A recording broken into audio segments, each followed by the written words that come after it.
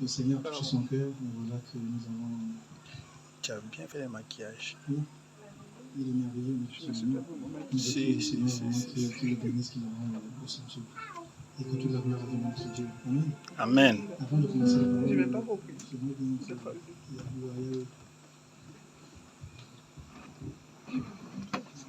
J'ai juste hydraté ma peau parce qu'il y a du soleil. Ah, mon regardez. Tu es toute belle.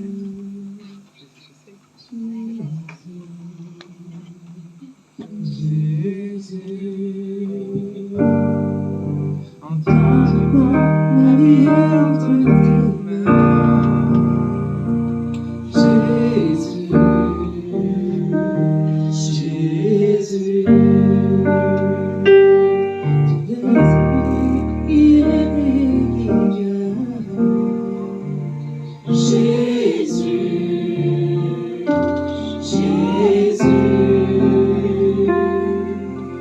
Toi, je crois ma vie entre tes mains. Jésus,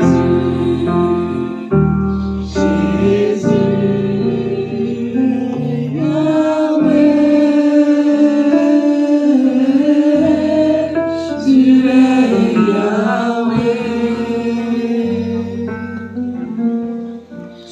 es Yahweh, tu es Yahweh. Jésus, tu es Yahweh, Alpha et Oméga. Tu es Yahweh, Alpha et Oméga. Tu es Yahweh, you are Yahweh,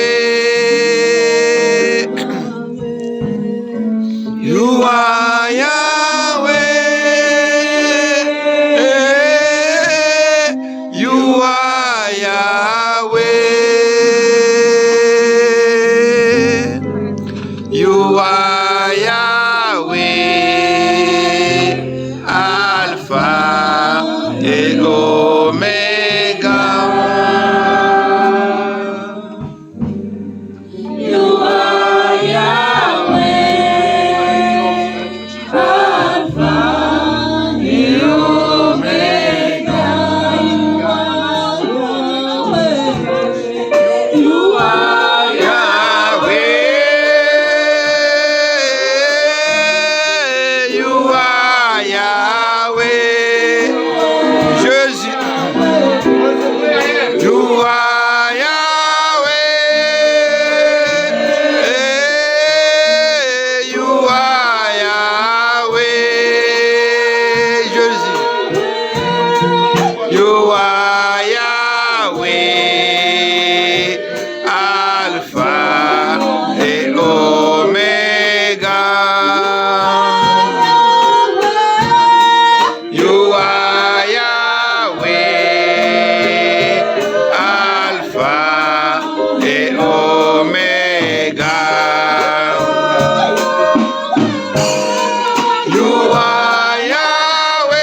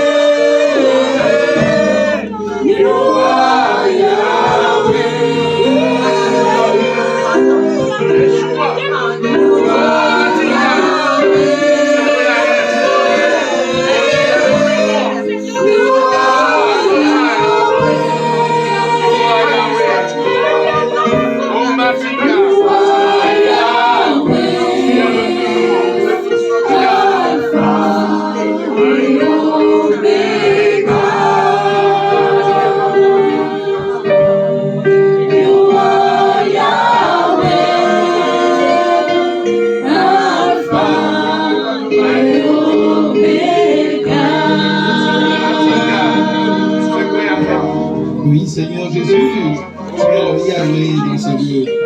Oui, Seigneur Jésus, tu es le commencement de toutes choses. Et toutes choses termineront par toi. Oui, Seigneur Jésus, c'est toi qui fais toutes choses bonnes pour ton peuple. C'est toi qui mets à disposition, oh Seigneur, même les anges des cieux, afin de pouvoir servir tes enfants. C'est pourquoi ce matin, Père, au plus profond de moi, au très fond de mon âme, je veux reconnaître que tu es le Dieu de ce lieu. Tu es le Dieu qui règne dans la vie de ma soeur. Tu es le Dieu qui règne dans la vie de mon frère. Tu es le Dieu qui siège au trône de nos vies. Parce que Seigneur Jésus, tu es allé nous préparer des places. Et tu as dit que tu allais revenir pour venir nous chercher de telle sorte que nous soyons toujours avec toi. En attendant ton avènement, Seigneur, oh, nous voulons ce matin te témoigner notre reconnaissance. Nous voulons te témoigner sincèrement, Seigneur, notre amour, notre attachement. Nous voulons simplement te dire ce matin, Seigneur Jésus, nous t'aimons. Nous t'aimons parce que tu es un Dieu d'amour. Nous t'aimons parce que tu es un Dieu compatissant. Nous t'aimons parce que tu es un Dieu rempli de sagesse. Oui, Père, même lors de nos égarements, lors de nos errances, mais toi tu demeures fidèle, Seigneur. Fidèle dans ton amour, fidèle dans ta grâce, fidèle dans tes bontés, fidèle dans la destinée de chacun d'entre nous. Oui, tu es fidèle, Jésus. Tu es fidèle. Et c'est pourquoi nous te célébrons ce matin. Oui, Seigneur, que ce sabbat, oh Jésus, monte en toi comme un parfum de bonne odeur. Oui, Seigneur. Saint-Esprit, nous avons besoin de toi ce matin. Saint-Esprit, je te prie ce matin de libérer une onction particulière dans la vie de ton peuple, afin que la semence que tu vas semer, oh Saint-Esprit, soit plantée. Saint-Esprit, que tu arroses cette semence. Saint-Esprit, que tu fasses germer cette semence. Saint-Esprit, que cette semence porte des fruits et que ces fruits demeurent pour la gloire du royaume. Sois béni encore ce matin. Sois exalté, Seigneur Jésus. C'est dans le merveilleux et glorieux nom de Jésus que nous avons prié. Amen. À toi, mon Père.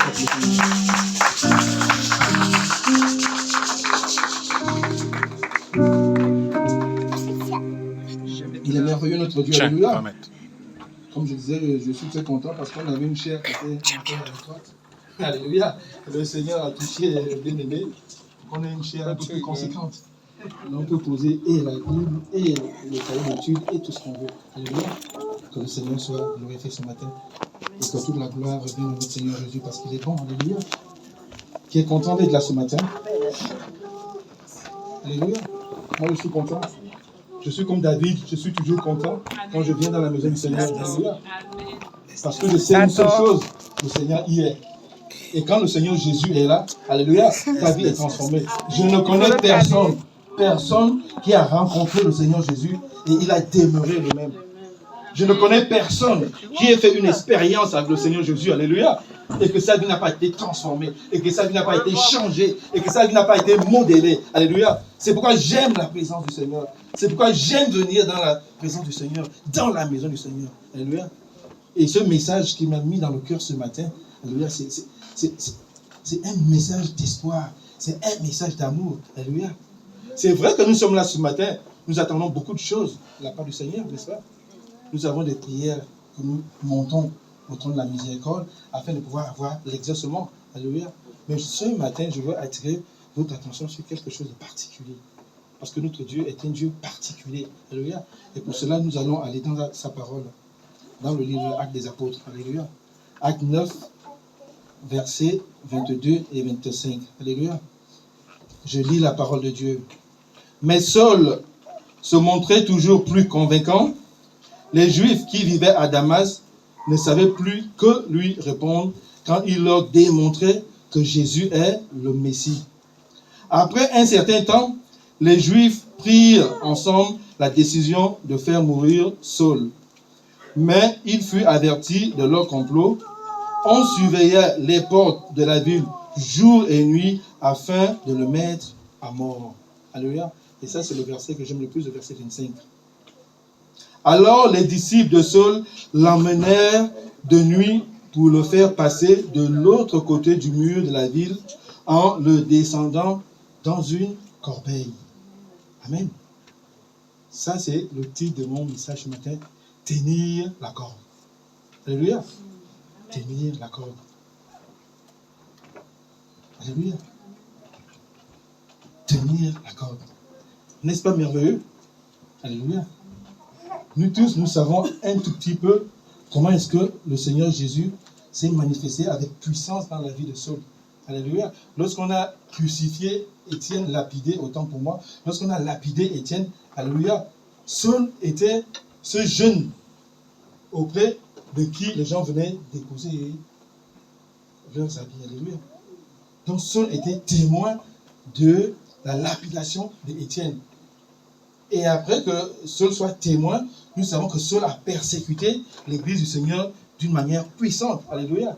Il allait prendre des lettres de recommandation pour pouvoir arrêter tous ceux qui invoquaient le nom de Jésus. Alléluia.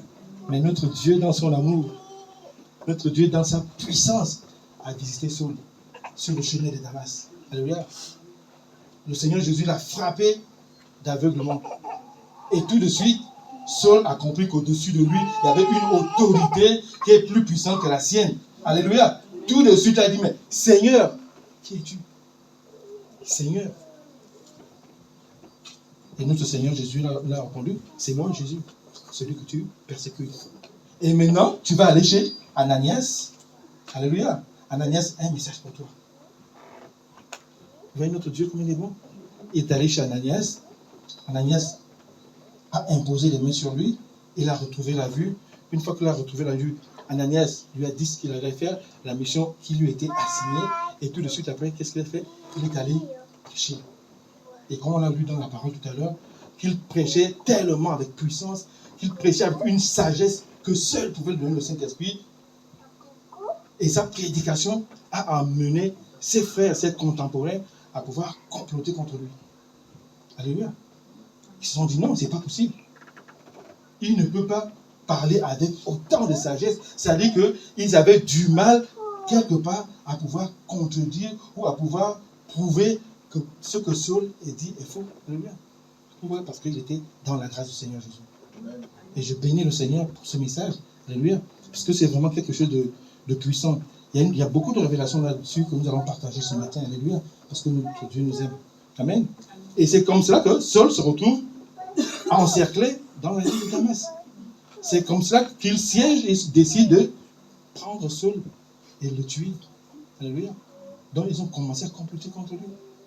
Saul a été informé du complot. Alléluia. Qu'est-ce qu'ils ont fait? Ils l'ont caché. Alléluia. Les disciples l'ont caché. Donc, la ville était gardée nuit et jour. Et les villes, à l'époque, étaient souvent fortifiées. Il y avait des grandes murailles. Alléluia. Mais la parole de Dieu nous dit quoi? Au verset 25. Alléluia.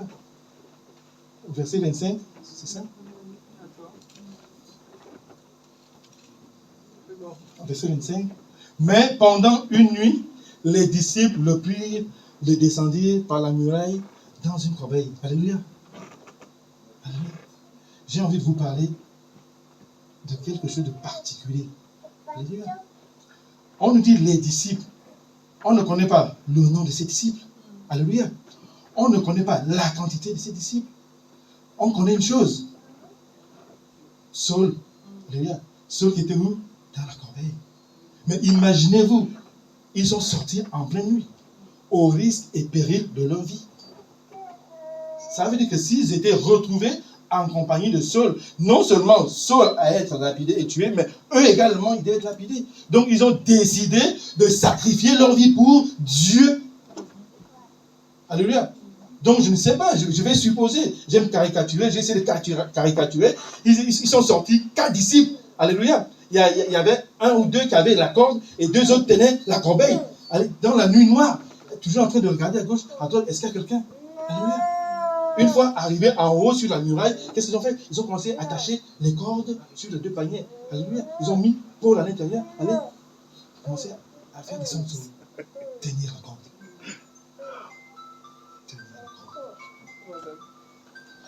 Alléluia. C'est pourquoi je vous ai parlé ce matin que le message que le Seigneur m'a mis à cœur, c'est tenir la corde. Bien aimé. Tenir la corde.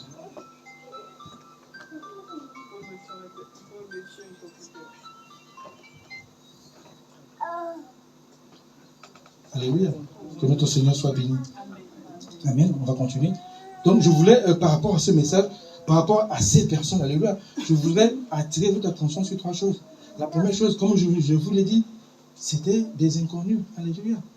C'était des inconnus. Donc, c'était des personnes qui se sont mis à la disposition du Seigneur. Alléluia. Ce sont des personnes qui ont dit non, on laisse notre confort de vie, on laisse notre espace quotidien, on laisse notre bien-être. Il y a une urgence qui est là. Il faut faire évader l'homme de Dieu. Bien aimé, c'était des jeunes serviteurs. Ils ne savaient pas la grandeur de l'œuvre qu'ils étaient en train de faire. Parce que nous allons apprendre après que Paul, c'est celui-là que Dieu a utilisé d'une manière extraordinaire. Alléluia. Parce que la majorité des évangiles, des épîtres dans le Nouveau Testament ont été écrits par l'apôtre Paul. Alléluia. Vous voyez un peu? Derrière le panier, derrière la corde.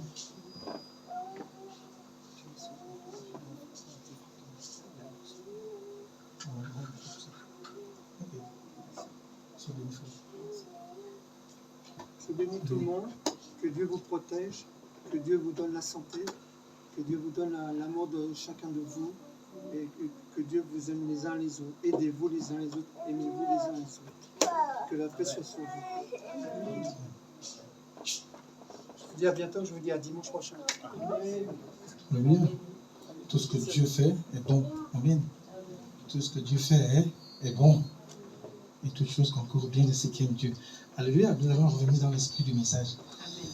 Donc, vous voyez que ces chrétiens, ces jeunes chrétiens, alléluia, n'avaient pas réalisé qu'au bout de leur corde, alléluia, il y avait quelqu'un d'extraordinaire, il y avait quelqu'un qui avait une grâce particulière sur sa vie pour l'œuvre de Dieu. Paul. Et il y a encore une chose qui a attiré mon attention, alléluia, on ne les connaît pas, ces inconnus. Bien aimés. Au jour d'aujourd'hui, il y a des chrétiens, il y a des enfants de Dieu qui sont prêts à tout faire pour le Seigneur, prêts à tout faire pour le prochain, pourvu qu'ils aient un peu de reconnaissance. Alléluia. Mais ces gens-là, alléluia, ils étaient prêts à tout faire pour le Seigneur, prêts à tout faire pour Saul, pourvu seulement quoi? Qu'ils tiennent la corde. Tenir la corde. Est-ce que tu tiens la corde ce matin? Le Seigneur veut mettre une corde dans tes mains ce matin. Alléluia. Parce que dans le panier, il y a quelqu'un d'important. Dans le panier, il y a la vie de quelqu'un dépend de toi. Alléluia. Je bénis le Seigneur pour ce message. C'est vrai que on a plus l'habitude de demander des choses au Seigneur. On a plus l'habitude de vouloir des choses au Seigneur. Mais on oublie une chose, que le Seigneur a besoin de nous. Le Seigneur a besoin que nous soyons collaborateurs avec lui. Alléluia. Le Seigneur a besoin de pouvoir nous utiliser. Alléluia. Ce jour-là, ils ont réalisé une chose extraordinaire. Ils ont sauvé la vie de Paul. Et pourtant, c'est Dieu qui a envoyé Paul. Alléluia. Est-ce que Dieu a envoyé un ange pour le... Non. Si le Seigneur a permis cette situation, c'est parce que le Seigneur, au travers de cette situation, veut nous enseigner. Amen. On oublie souvent que nous sommes des instruments en des mains du Seigneur. Mais faisons-le d'une manière inconnue. Ne recherchons pas l'approbation de X, ne recherchons pas l'approbation des hommes. Non. Eux, ils avaient juste leur mission. Il faut que Saul s'évade. Il faut que Saul s'évade. Saul a une mission, il faut qu'il continue sa mission. Alléluia. N'est-il pas merveilleux? Je bénis le Seigneur. Alléluia. Vraiment, ce message m'a tellement touché, ce message m'a tellement ému que, en fait, des nuits et des nuits, je me disais, mais quand je regarde la France au jour d'aujourd'hui, alléluia, quand je regarde le peuple français, quand je regarde la vie ici en France, alléluia, est-ce que je tiens la corde? Est-ce que nous tenons la corde? Alléluia. Parce que dans Ézéchiel 22:30, le Seigneur dit ceci. Il cherche une seule personne. Une seule, pas deux, pas trois, pas quatre, une personne. Pour pouvoir tenir la corde. Mais il dit que je ne trouve personne. Le Seigneur veut qu'on élève nos prières, qu'on intercède, qu'on prie. Alléluia. Pour que sa colère ne se déverse pas contre cette nation. Alléluia. Mais nous sommes tellement insensibles. Alléluia. Nous devenons insensibles. Nous sommes accaparés par la recherche de la solution à nos problèmes. Oui, ok, c'est bien. Tu bâtis ton temple, tu bâtis ta maison. Mais qui bâtit la maison du Seigneur? Alléluia. Et la deuxième chose que le Seigneur m'a encore interpellé, c'est qu'ils sont sortis de nuit. Alléluia. Et j'aime caricaturer, comme je dis, parce que je veux comprendre, je demande, il y a des choses, quand le Seigneur ne dit pas des choses clairement, lorsque je médite, moi on converse. Donc je me dis, les gars, ils ont entendu sûrement 22 heures. Non, il y a du monde qui circule. 23 heures, du monde qui circule, 24 heures. Les gens commencent à dormir. 1 heure du matin, frère, bon. Je pense qu'à partir de 1h30, 2 heures, on va partir. Alléluia. À 2 heures, ils sont sortis. Mais bien aimé, mais parfois le Seigneur te réveille la nuit, tu as l'insomnie. Nous on est là, nous sommes spécialistes à lier les démons. Oh, je lis le démon d'insomnie, je lis le démon. Mais non, le Seigneur te réveille, le Seigneur veut que tu te mettes à la brèche, le Seigneur veut que tu tiennes la corde la nuit. Amen. Prie pour un frère, prie pour une soeur, prie pour le pays, prie pour la nation. Alléluia. Amen. On dort. La nuit, il y a des choses merveilleuses qui se passent la nuit, comme il y a des choses diaboliques qui se passent la nuit. Là, c'est une situation diabolique parce que, ok, mais sur les différentes portes, il y avait quand même des gens qui surveillaient, qui attendaient. Si Saul passait, il était mort. Mais Dieu a suscité dans le cœur de 4 personnes. Ils ne sont pas 4. La Bible dit, je continue à dire, la Bible ne nous dit ni le nombre, la Bible ne nous dit ni leur nom. Mais on sait que c'est des disciples. Pour moi, je mets un chiffre pour qu'on essaie de comprendre. Parce que je me suis dit, la corbeille est grande. On ne sait pas le poids de Paul à l'époque. Est-ce qu'il faisait 100 kilos ou moins de 100 kilos? Mais il fallait quand même des gens assez forts. Amen. Il fallait quand même au moins 4. Parce qu'on s'est dit, bon, ok, les corbeilles. Ouais, il y a un truc là, le truc là. Donc ils ont attaché là. Sûrement 2 se sont mis là. Et maintenant, allez, il tenait. Donc, c'est moi qui dis 4, c'est pas la Bible. Alléluia. Alléluia. Donc, ouais, les 4 bien-aimés se sont levés au détriment de leur sommeil, au détriment de leur famille. Est-ce qu'ils avaient des femmes? On ne sait pas. Est-ce qu'ils avaient des enfants? On ne sait pas. Mais ils ont abandonné leur famille. Ils ont abandonné tout ce qui était, entre guillemets, important pour eux. Pourquoi? Pour la gloire du royaume. Ils ont mis leur vie en danger. J'ai envie de vous dire, bien aimé, rien d'important ne peut se faire sans sacrifice. Tant que tu marches avec le Seigneur, tant que tu as une relation avec le Seigneur, ta vie chrétienne, ta foi chrétienne, si tu n'as pas encore commencé à faire des sacrifices, ma soeur, mon frère, tu n'as pas encore commencé à gagner des combats. Il y a un principe de sacrifice quand on est en relation avec Dieu. Et généralement, on sacrifie toujours ce qui est important. Ce que nous pensons être important. Ce que nous croyons que c'est important. la famille était importante, ils ont sacrifié la famille. Ils sont sortis. Et c'est sûr qu'ils ont dit à l'enfant, hein, chérie, là tu vois là, si on m'attrape, je ne revenais plus. Ce qui est sûr. Mais il faut quand même que j'aille sauver l'homme de Dieu. La femme m'a dit, oh mais toi aussi, mais tu aimes beaucoup ici, mais pourquoi toi seulement? Ah, je dis, c'est comme ça, Dieu a touché mon cœur. Alléluia. Parce que je ne dis pas que les sœurs, alléluia, je caricature, mais on essaie de mettre un dialogue, alléluia. Parce que je sais que les femmes ont du mal à accepter une réalité dessus. Comme elles ont l'esprit critique, tu vois, elles veulent toujours dialoguer, elles veulent toujours revenir à la raison. Et c'est pourquoi le diable a bien compris, c'est pourquoi le diable est allé vers elle. Aujourd'hui, parce que le diable a réalisé que la femme a une certaine sagesse, la femme a un certain raisonnement, la femme a une certaine sensibilité des choses. C'est la même chose. Oui, les femmes sont sensibles. C'est pourquoi, homme, écoutez vos femmes. Alléluia. Vous devez écouter vos femmes. Parce qu'elles ont une grâce particulière. Dieu a sémé quelque chose de particulier dans leur vie que nous, on n'a pas.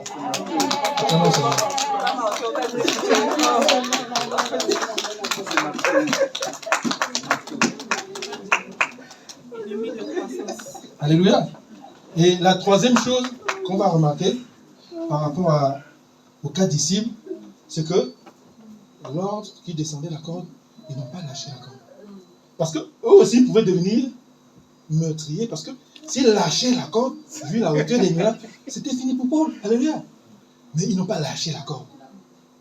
Ils n'ont pas lâché la corde. Ils ont tenu. Je me suis posé la question, si j'ai dit Seigneur, mais Seigneur, imaginez, ils ont lâché la corde. Le Seigneur m'a dit, non, ils ne peuvent pas lâcher la corde. Je me comment, pourquoi? Il me dit, pour 2 raisons. Je vous écoute, laquelle, Seigneur? La première raison, c'est que, au moment où tu as l'impression que la situation devient difficile, au moment où Paul était devenu un poids pour eux, mais Paul était simplement en train de se rapprocher de la terre. Plus c'était du long, plus Paul était très bas, il était arrivé. Alléluia. Donc, il ne pouvait pas lâcher parce que Paul était presque arrivé. Et la deuxième chose, pourquoi ne pouvait-il pas lâcher? Le Seigneur m'a dit, mais parce que je ne comptais que sur eux. Amen. Comme je ne comptais que sur eux, ils ne pouvaient pas lâcher le corps. Et moi-même, j'étais présent. Alléluia. Ça, c'est le secret. Alléluia. La parole de Dieu dit que c'est lui qui met en nous le désir. C'est lui qui met en nous le vouloir et le pouvoir. Donc, s'il a suscité cela dans notre cœur, parce que le Saint-Esprit leur a donné la puissance nécessaire, la force nécessaire de pouvoir accomplir. La seule chose qui m'intéresse là-dessus, c'est la disponibilité du cœur. C'est pareil pour nous ce matin. Est-ce que nous sommes disponibles à tenir la corde?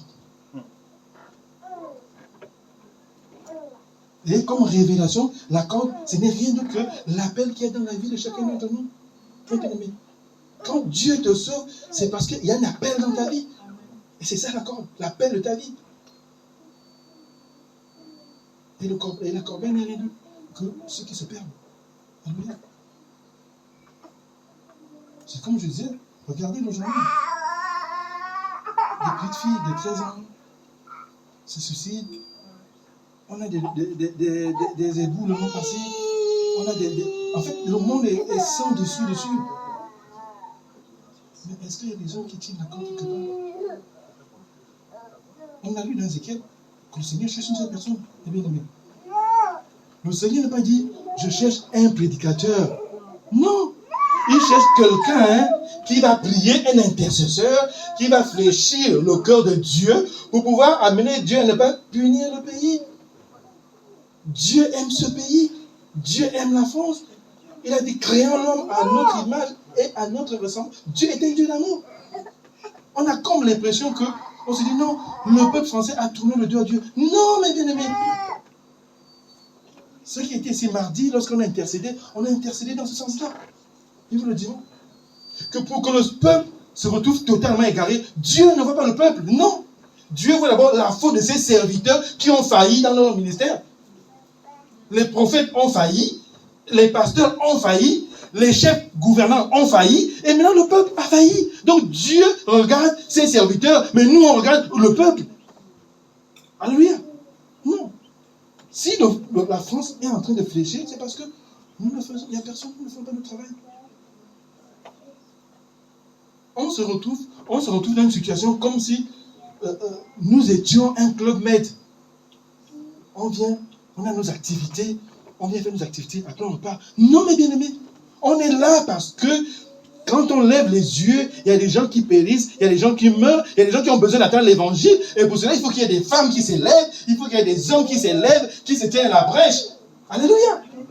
Tu ne peux pas évangéliser, ok, tu ne vas pas me dire que tu ne peux pas prier, parce que le Seigneur cherche des intercesseurs. Tu ne peux pas prêcher, tu ne me diras pas que tu ne peux pas prier. Non, le Seigneur cherche des intercesseurs. Des gens qui tiennent la corde.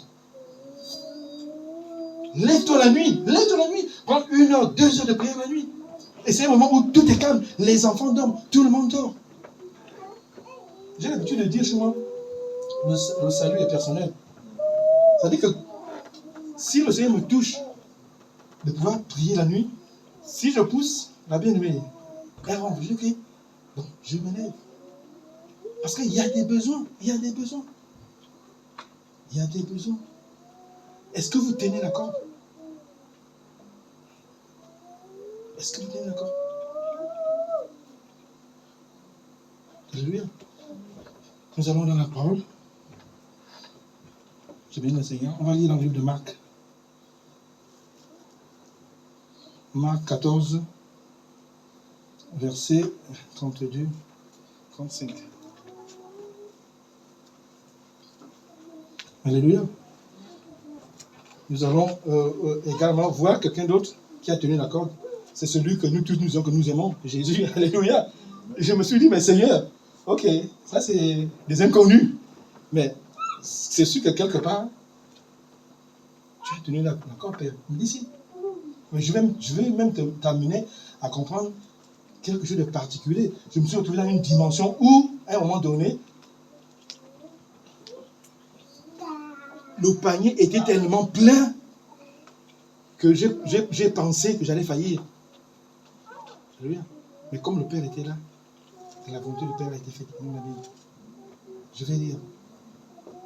Ils arrivèrent ensuite, c'est le Seigneur Jésus et ses disciples, ils arrivèrent ensuite à un endroit appelé Gethsémanée, et Jésus dit à ses disciples, asseyez-vous ici pendant que je vais prier. Puis il amena avec lui Pierre, Jacques et Jean. Il commença à ressentir de la frayeur et de l'angoisse. Il leur dit, mon cœur est plein d'une tristesse mortelle, restez ici et demeurez éveillés. Alléluia. Avant de continuer, j'ai envie de vous dire quelque chose. C'est un peu notre Seigneur Jésus. Alléluia. Vous voyez qu'il était pleinement homme, pleinement Dieu.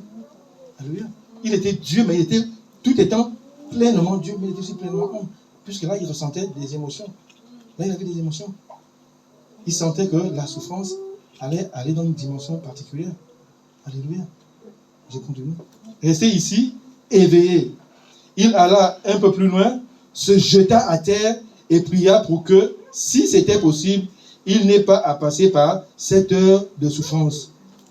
Il disait, Abba, ô mon Père, tout est possible. Éloigne de moi cette coupe de douleur. Alléluia. Toutefois, non pas ce que je veux, mais ce que tu veux. Alléluia. Vous voyez que notre Seigneur tenait la corde. Alléluia. Et dans nos paniers, c'était pas ça. C'était le monde entier. C'était l'humanité. Alléluia. Notre Seigneur a tenu la corde. Il a tenu la corde. Et à un moment donné, alléluia, sa mission était tellement lourde. À un moment donné, sa mission était tellement importante qu'il a prié son Père.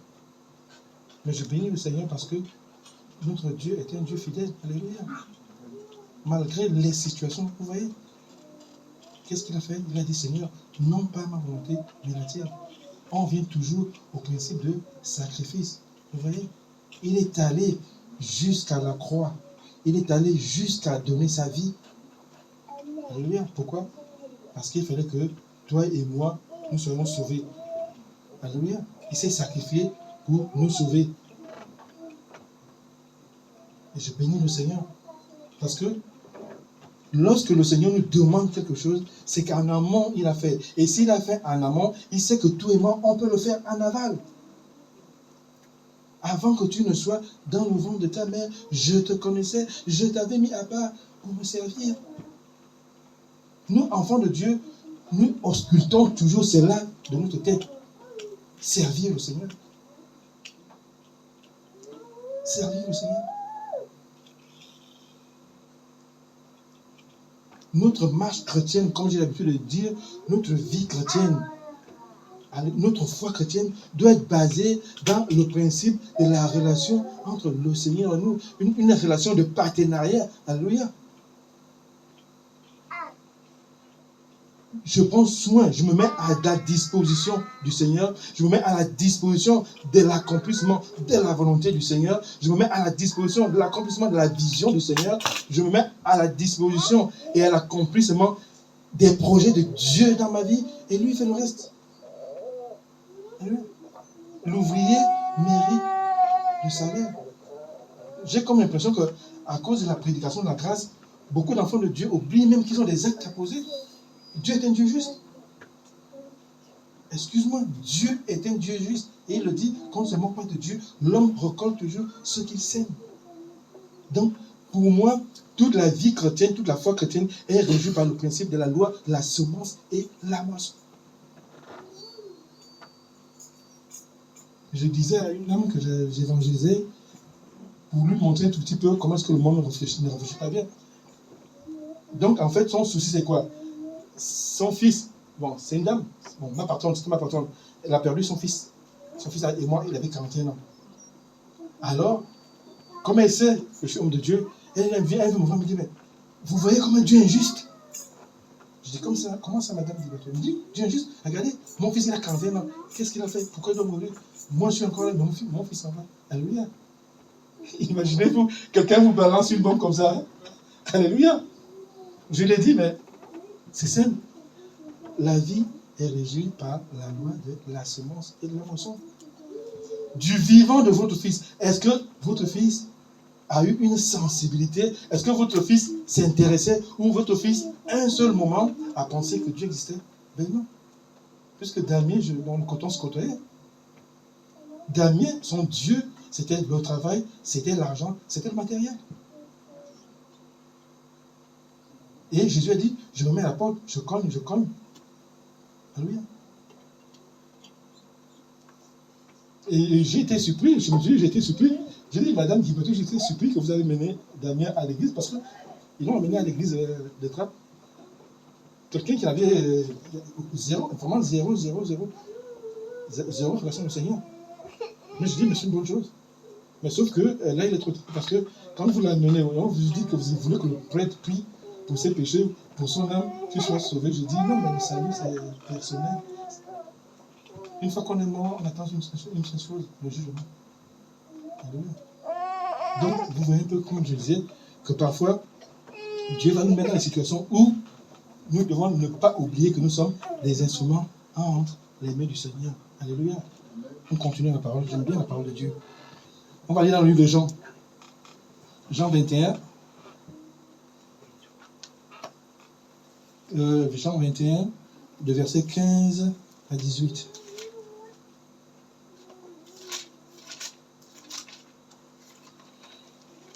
Jean 21. Alléluia.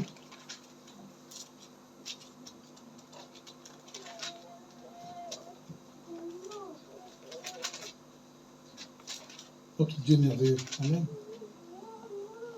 Donc, je lis la parole de Dieu. Jean 21, à partir du verset 15 jusqu'au verset 18.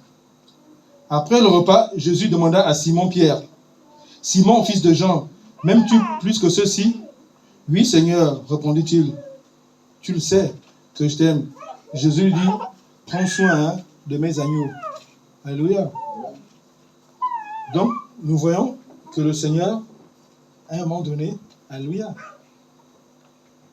a prophétisé sur la vie de Pierre. Alléluia. Il a dit à Pierre, voilà, je vais mettre une corde dans tes mains. Mais sache que, au bout de cette corde, la fin, voici ta fin. Voilà comment tu vas mourir. Alléluia. Mais je bénis le Seigneur parce que Pierre, regardez, Pierre, avant même de commencer son ministère, savait déjà comment est-ce qu'il allait mourir. Alléluia. Mais je me pose la question, si c'était nous aujourd'hui, qu'aurions-nous dit à notre Seigneur Jésus? Moi, le premier, je dis, non, mais Seigneur, c'est pas normal. La vie est importante. Permets-moi encore de vivre un tout petit peu. Permets-moi encore, alléluia. Mais Pierre n'a rien dit. Pierre s'est contenté de saisir la corde que le Seigneur a mis dans ses mains afin de pouvoir quoi? Descendre. Parce que dans le panier, alléluia, il y avait le paralytique, la belle porte. Alléluia. Si Pierre n'était pas là, le paralytique, la belle porte, n'allait pas recevoir la grâce. Et nous tous, nous savons. Alléluia. Je vais également attirer votre attention sur l'importance de l'évangile. Alléluia. Regardez, il dit quoi là? Il dit à Pierre, paie quoi? Paie mes agneaux. Alléluia. On passe beaucoup au travers de cette révélation. C'est-à-dire que lorsqu'on voit l'appel de Pierre, on se cantonne à dire que le Seigneur Jésus a demandé, a insisté 3 fois à Pierre de pouvoir perdre ses brebis. Alléluia. Mais ce n'est pas exact. Le Seigneur a commencé de dire à Pierre de perdre ses agneaux. Et l'agneau, c'est quoi? C'est l'enfant. N'est-ce pas? C'est l'enfant de la brebis. Donc, ça veut dire que nos enfants ont besoin d'être évangélisés. Nous devons commencer à évangéliser nos enfants avant d'aller. On n'a jamais eu cette subtilité-là. Il dit, paie mes agneaux, les petits des brebis. On a parlé des informations. Qui c'est celui-là? C'est une gamine de 13 ans qui est au collège. Vous pensez qu'aujourd'hui, les enfants du collège n'ont pas besoin d'écouter l'évangile? Mais si. Mais regardez dans les universités, les facs aujourd'hui. Combien est-ce que les enfants sont égarés avec les drogues, les piercings, les tatouages, plein de trucs. Cette corde-là, le Seigneur la met entre nos mains. Jésus, à 12 ans, commençait déjà à faire son ministère. Nous, avec nos enfants, quand on se dit non, on attend, on raisonne comme le monde. Non, on attend qu'elle ait ses 18 ans, elle-même va choisir. Non, il n'y a pas de démocratie avec le Seigneur. À 12 ans, ça c'est ce que la Bible nous dit. La Bible dit qu'à 12 ans, ils allaient au temple. Ça veut dire qu'avant 12 ans, Jésus allait déjà au temple avec ses parents. Ses parents qui étaient assis sur la loi de Moïse savaient que chaque année, on doit amener l'enfant au temple. Alléluia. C'est comme quand nos enfants naissent, le Seigneur dit le 9e jour, nous devons consacrer les enfants à l'église. Oui, nous devons consacrer nos enfants. Nous devons consacrer nos enfants au Seigneur. Là, comme ça, depuis la naissance, ils ont la semence. Le Saint-Esprit est là. Et après, maintenant, qu'est-ce qu'ils font? Ils suivent notre chemin. Il y a trop de démocratie. Il n'y a pas de démocratie au Seigneur. Il n'y a pas de démocratie. La parole de Dieu est oui et amen. Donc déjà, si nous partageons la parole avec nos enfants, si nous avons des moments d'études bibliques à la maison, des moments de partage à la maison, des moments de prière à la maison, c'est une semence que nous sémons dans la vie de nos enfants. Et cette semence fait quoi? Portera des fruits. C'est ce que la parole de Dieu nous dit. C'est ça que j'étais en train de rentrer à madame en partant. Je dis, bon, madame, je m'étais regardé. Là, je vais mettre, vous connaissez la graine qu'on appelle le maïs? Elle me dit, oui. Vous connaissez une graine qu'on appelle l'arachide? Elle me dit, oui. Bon, ok, regardez. Moi, je vais vous donner une expérience que j'ai expérimentée. Elle me dit, laquelle? J'ai planté du maïs et j'ai rencontré l'arachide. Elle me dit, Martial, c'est pas possible. Je dis, mais si, madame Guibato, c'est possible. J'ai sémé l'arachide, j'ai rencontré le maïs. Elle me dit, non, c'est pas possible parce que la graine que tu sèmes et celle qui pousse, j'ai une gloire à Dieu. Vous avez compris? Alléluia. Vous avez compris? Tu ne peux récolter que ce que tu as semé. C'est évident. Commence à aimer le Seigneur, à rechercher la présence de Dieu, à rechercher la relation avec Dieu, à rechercher la présence de Dieu, la gloire de Dieu, à rechercher la révélation, à rechercher la vision de ta destinée. Alléluia. Mais le Seigneur agira. Amen. Alléluia. Amen. Il est bon, notre Dieu.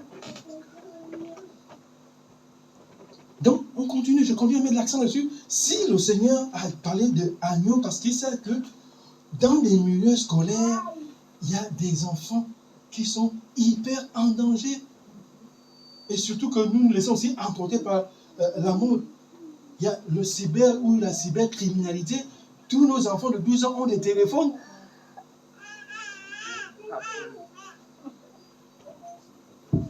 Dieu dit que ce livre de la loi ne s'éloigne point de ta bouche.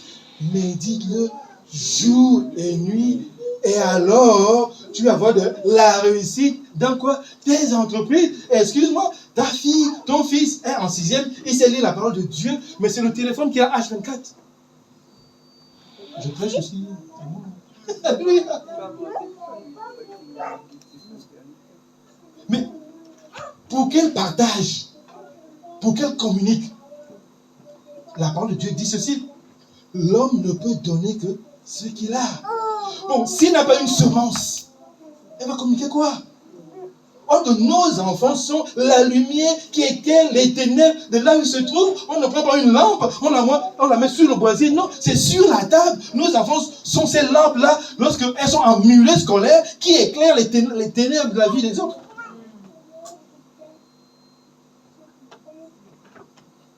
Voilà. Père, mes amis, c'est comme le bien-aimé a dit, hein. Excusez-moi, si ça ne vous plaît pas, je m'aligne simplement ce que la bien-aimée a dit. C'est la vérité. En tant que chrétienne, il y a ce qu'on appelle l'éthique de responsabilité. Nous avons de la responsabilité à l'égard de nos enfants, la responsabilité à l'égard des personnes auxquelles Dieu met autour de nous, la responsabilité de ceux qui se perdent. Mais nous, on devient insensible, mais trop insensible. On se crée un confort, on se crée une vie. On est à la recherche de nos ambitions, on est à la recherche de nos projets. On prend les projets de Dieu, on les met de côté. Tiens la corde. Je continue à dire, s'il n'y avait pas ces 4 disciples, Paul serait mort. On n'aurait pas eu les évangiles. Et le Seigneur a permis que ces 4 disciples soient inconnus parce qu'il veut simplement des servantes et des serviteurs qui n'attendent rien. Alléluia. Nous devons nous attacher à quoi? Au donateur. À partir du moment où je m'attache à Dieu qui est le donateur, je ne regarde plus l'homme. Je ne regarde plus l'homme. Alléluia. Attachons-nous au donateur, Dieu.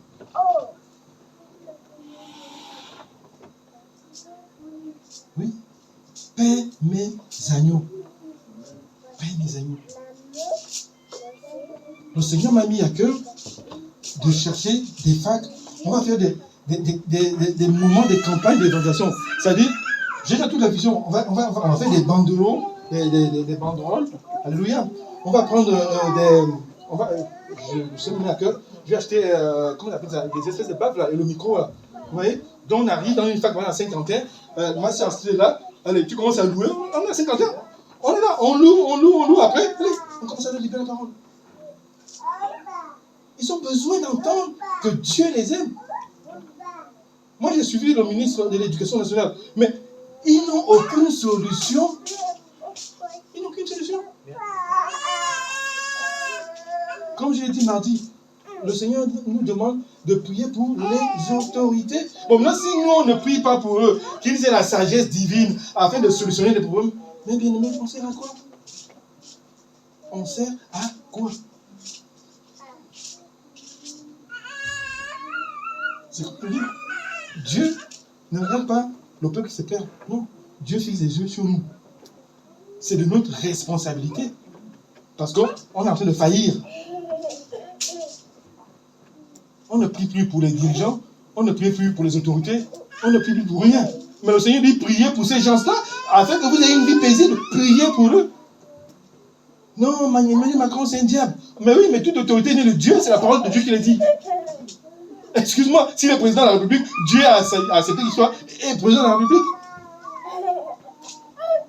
Et je bénis le Seigneur quand je dis le mardi, c'était vraiment, le mardi, c'était intense ici. Alléluia. Et je comprends maintenant pourquoi Salomon avait demandé la sagesse. Donc nous, aujourd'hui, prions pour tout homme de Dieu, ou excusez-moi, prions pour toute autorité, toute personne que le Seigneur a établie comme autorité dans ce pays, afin qu'ils aient la sagesse de pouvoir prendre des bonnes décisions. Non, on ne fait plus rien. J'ai parlé de Club Med tout à l'heure, c'est Club Med. La corde. Je cherche une personne pour ériger une muraille entre mon peuple et moi. C'est ça l'intercesseur. L'intercesseur, c'est celui qui se met au milieu entre l'âme et Dieu. Et Abraham nous a donné un exemple merveilleux. Ok, je m'avais détruit Sodome et Gomorrhe. Ah, mais Seigneur, tu as dit dans ta parole que tu ne tues pas le juste avec l'injuste. Bon, qu'est-ce que tu veux, Abraham? Ok, bon. Imagine qu'il y a 50 justes. Ok, bon, je laisse la vie à 50. Bon, supposons que 50 c'est trop. Alléluia. Nous voyons comment est-ce que Abraham a amené le Seigneur à infléchir sa décision. Alléluia. On passe tout le temps à prier pour nous. Toujours, Seigneur, Seigneur, non, mes bien-aimés. Quand le Seigneur dit, je t'ai mis à part pour me servir, c'est pour le servir lui, pas pour te servir toi.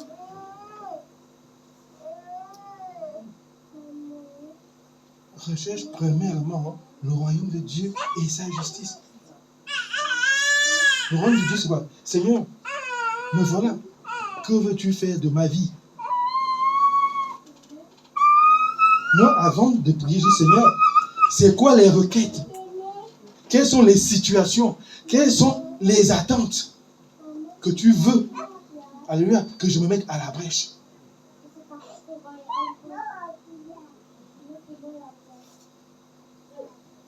L'ouvrier mérite son salaire. Et nous sommes ouvriers avec Christ.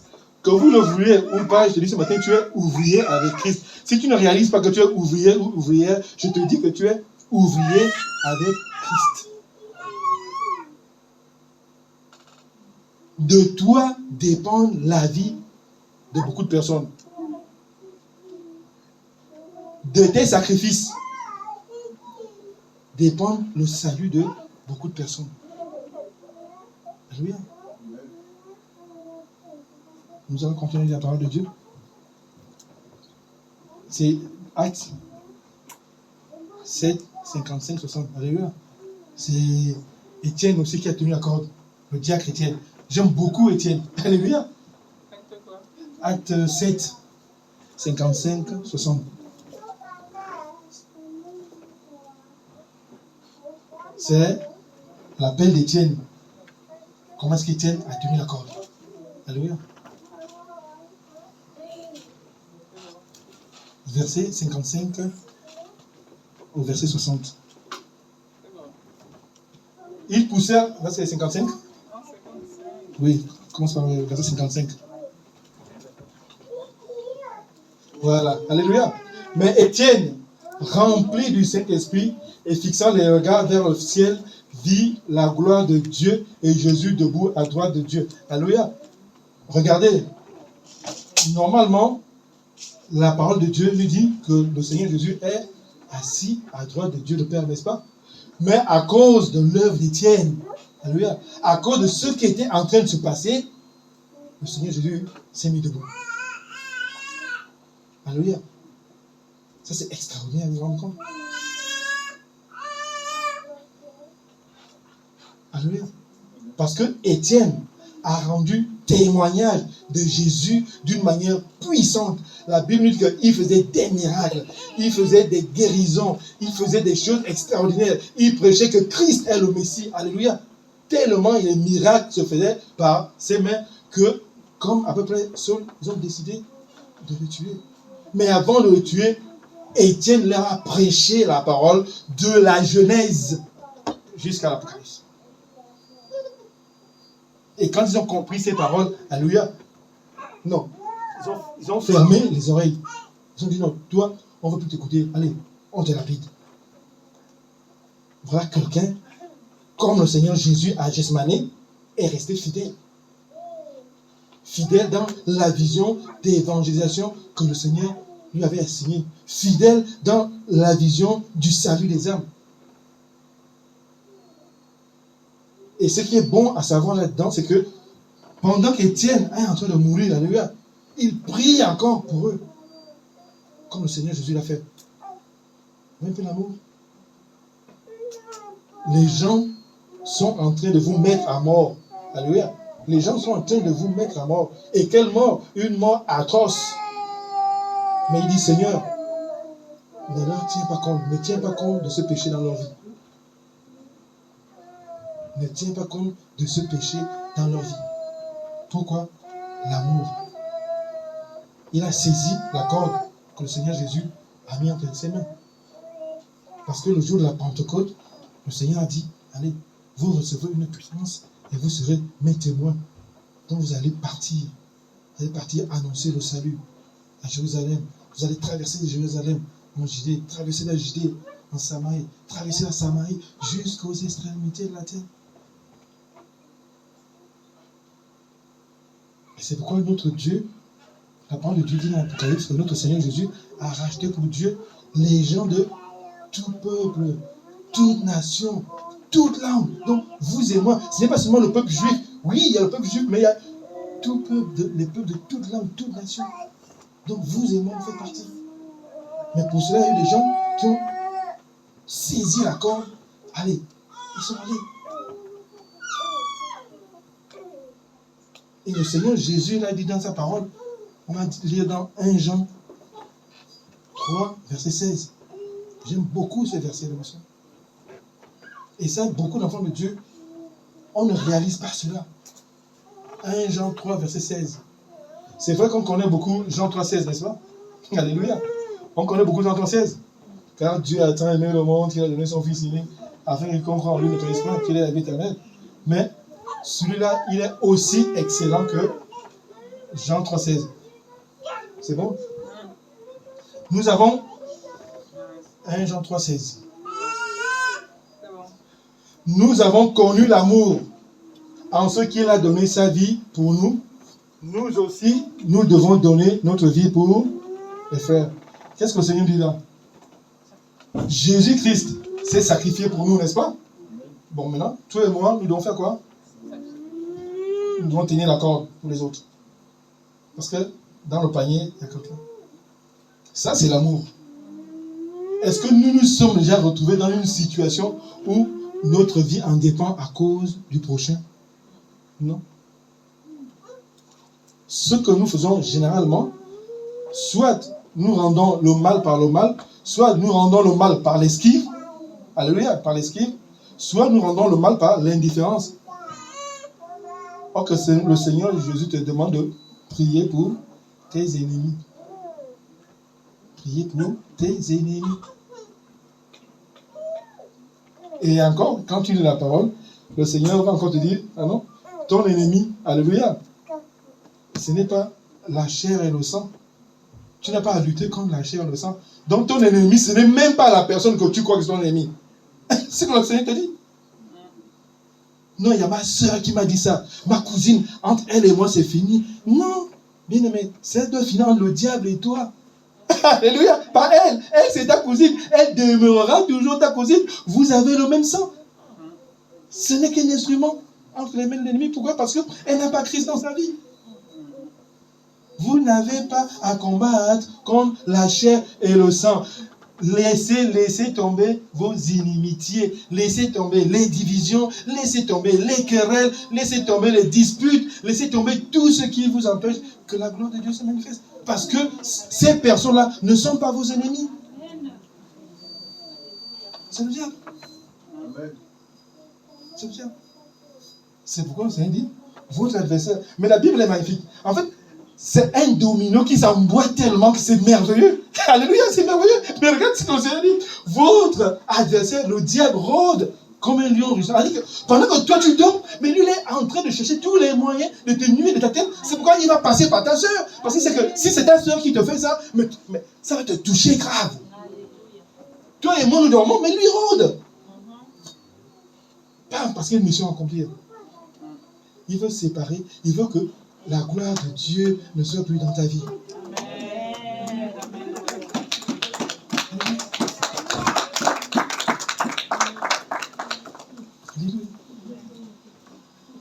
Notre Dieu est merveilleux. Vraiment, ce matin, c'est ça, c'est ce message-là que le Seigneur veut que tu comprennes. Le message, il est simple, il faut que tu comprennes que tu dois te mettre à la disposition du Seigneur pour que le Seigneur t'utilise afin d'accomplir sa volonté. Tout en accomplissant la volonté du Seigneur, le Seigneur te fait rentrer dans ta destinée aussi. C'est ce qu'on ne comprend pas. Nous recherchons des solutions, nous recherchons des situations, nous recherchons à résoudre des problèmes. Or, la seule résolution du problème n'est simplement le fait que tu dépends de Dieu. Dépends de Dieu.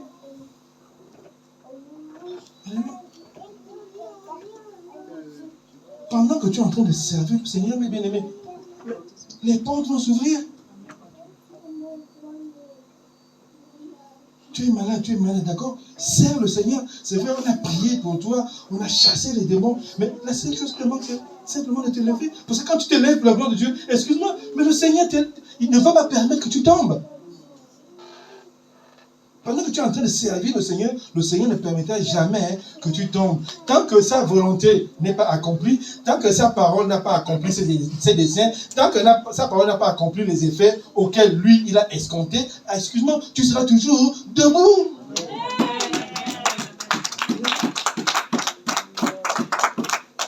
Et comme je dis, c'est la parole de Dieu, c'est un domino. N'est-ce pas, c'est la parole qui dit qu'il y a une différence entre celui qui sert et celui qui ne sert pas. Mais sert! Tu veux être différente? Sers le Seigneur. Sers le Seigneur. Serre-le. Oui, sers-le. Tu verras la différence. C'est ça la différence. Les gens du monde ont une différence. Mais nous, on garde une différence divine. Alléluia. Quand tu es dans la révélation, quand tu comprends que je bénis le Seigneur. Bien aimé. Waouh. Alléluia. Acclamez pour le Seigneur. Mais Dieu ici, Dieu nous aime. Amen. Le problème, c'est vous et moi. Sincèrement, Dieu nous aime. Et Dieu fait des grandes choses dans nos vies. Mais c'est nous, en fait, c'est nous qui ne comprenons rien. C'est tout, c'est simple. Dieu veut vraiment faire des grandes choses dans nos vies. Mais ce que je peux dire, je peux considérer comme dommage, c'est que, en fait, on se laisse détourner par l'ennemi. On se laisse tromper par l'ennemi. Ce qui fait que le temps précieux que le Seigneur nous met à disposition, alléluia, on l'utilise pour des futilités. En fait, le royaume de Dieu n'est même plus la première place dans la vie, quoi. En fait, c'est ça le seul problème. C'est ça le seul problème de Dieu. C'est-à-dire qu'on se plaint pour des choses qu'on a déjà. On se plaint pour des choses qu'on a déjà. Regardez, le peuple de Dieu, il se retrouve aux eaux de Mara. Il se plaint que l'eau est amère. Donc à côté, il y a une plante qu'il faut se prendre. Parce qu'il n'a pas la vision de la volonté de Dieu. Bien aimé, recherchons simplement la volonté du Seigneur. Ce matin, le Seigneur te dit, je t'ai appelé. C'est moi qui t'ai suscité à dessein. Si je t'ai sauvé, c'est parce que au travers de toi, je veux sauver d'autres personnes. C'est ça la corde. Je t'ai sauvé. Maintenant, au travers de toi, je veux sauver d'autres personnes. Mets ta vie à ma disposition. Alléluia. Laisse-toi guider par le Saint-Esprit. Laisse-toi conduire par le Saint-Esprit. J'ai beaucoup aimé la chanson Le frère du Saint-Esprit. Parce que le Saint-Esprit, c'est le Saint-Esprit que le Seigneur nous a donné comme héritage. Il demeurera avec nous jusqu'à la fin des temps. C'est lui qui va nous enseigner comment est-ce qu'on peut prier, comment est-ce qu'on peut jeûner, comment est-ce qu'on peut évangéliser. C'est le Saint-Esprit. Donc nous devons rechercher, aimer la présence du Saint-Esprit. Rien que le Saint-Esprit. C'est lui qui nous console, c'est lui qui nous fortifie, c'est lui qui nous renouvelle, c'est lui qui nous régénère, c'est lui qui nous établit au ministère. Vous avez ce matin loué, adoré d'une manière extraordinaire, mais c'est le Saint-Esprit. J'étais trop content, vous pouvez savoir. Alléluia. Je suis trop content. C'est le Saint-Esprit. C'est le Saint-Esprit.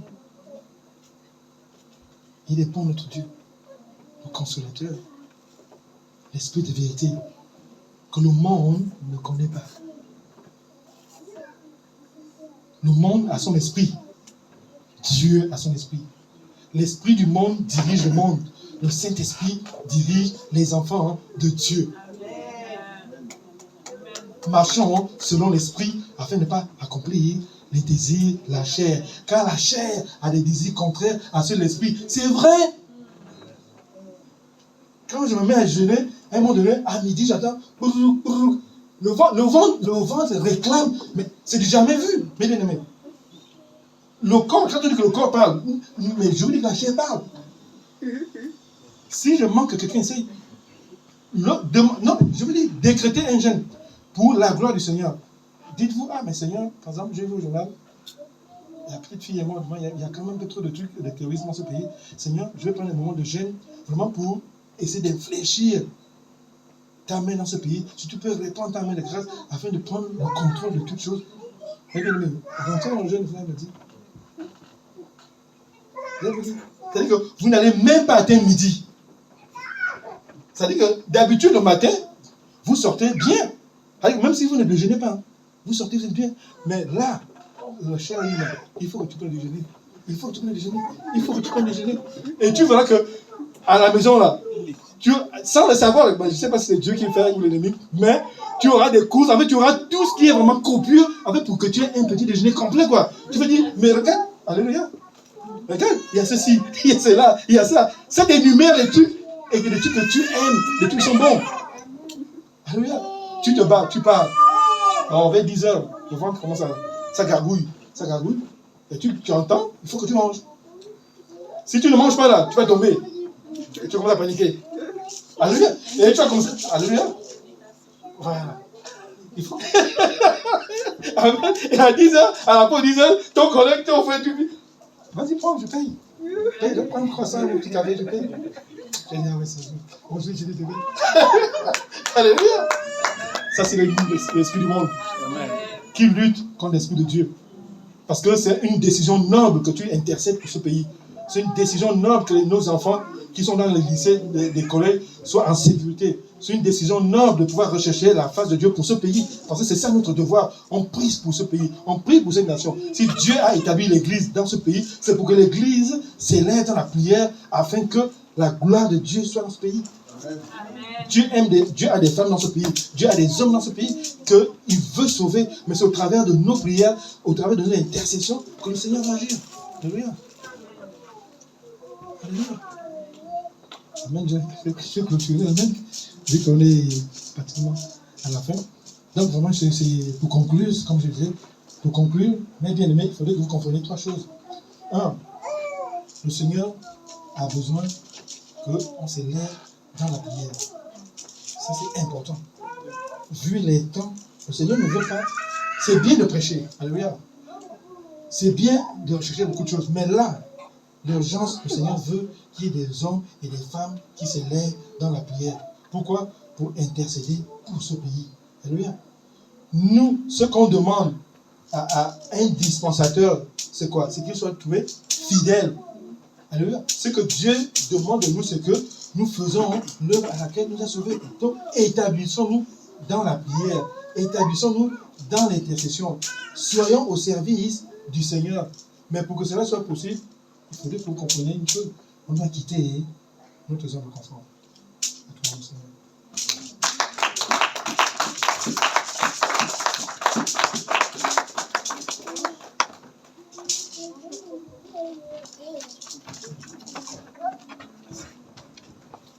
Alléluia. Acclamez la parole, acclamez le Seigneur. Amen. Dieu est bon, Dieu est bon et Dieu veut qu'on soit une maison de prière. C'est vraiment ça qu'il veut, qu'on soit vraiment une maison de prière. Et pendant que l'homme de Dieu était en train de prêcher, le Seigneur me mettait des images dans ma tête. Enfin, le Seigneur me parle toujours en exemple pratique aussi. Et à la maison, quand on utilise nos verres, les verres qu'on utilise le plus là, on ne les laisse pas dans l'évier. Quand on utilise quelque chose, on le lave.